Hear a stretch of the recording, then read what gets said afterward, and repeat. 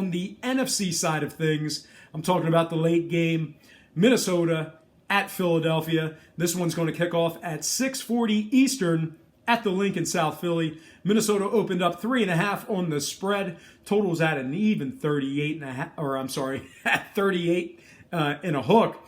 No movement on the lines at the moment, although we might see a slight lean on the handle in favor of the Eagles. But right now, like I said, Minnesota's 3.5 with the total at 38.5 points. Right now, the Vikings are the $1.85 favorites on the money line to win this one outright.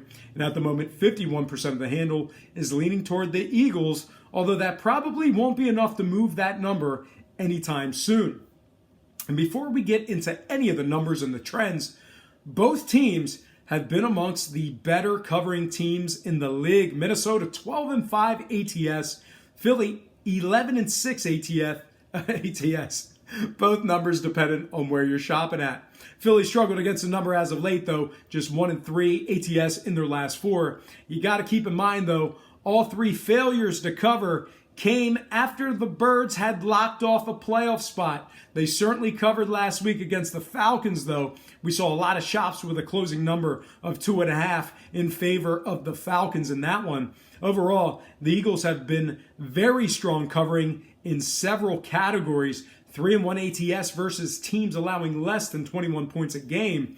They've also done a very good job covering against winning ball clubs. They've covered 5 of 7 games versus teams over 500 for the year as well. They've got themselves a Minnesota squad who hasn't covered the number in their last 2, depending on where you're shopping at. The Vikings have also struggled to cover the spread in games that kicked off at the current total. They're just 2-5 ATS in their games at the current line.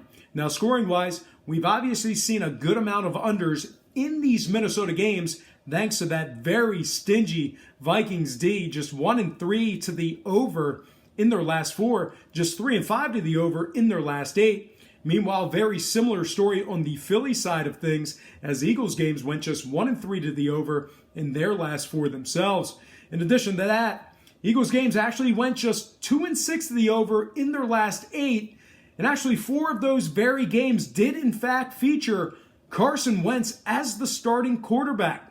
Eagles D certainly keeping these games low, and despite the markets opening the total at a very low 38.5 points, I think there's a pretty good chance that this one stays at or below 38. Can't see the public betting this one down much lower than 38 flat. So when it comes to the total, I'll be taking the popular play of the under in this one. And when it comes to a winner on the spread, I think the points are certainly going to come at a premium. Either one of these teams catching points could be a really good play. And I really like the fact that this Eagles ball club is covering 75% of their games against teams allowing less than 21 points per contest. I'm definitely going to purchase the hook and buy this one up for a little bit of juice. So all told, when it comes to the NFC matchup, I'm leaning toward Philadelphia +4 after buying the hook with the under 38.5 in this one. All right, folks, that is going to do it for me. Before I get out of here, I have to remind you that I am not a sports betting expert, nor do I implore you to take any of my picks. A wise man once said, good ain't free, and free ain't good. If for some reason you decide to use the free information on this program, you're utilizing it at your own discretion. Most importantly, if you're betting any of these games, do it safe, do it responsibly, and most important, have fun. For Brock Page Productions, I'm Brock Page, and have yourself a positive day.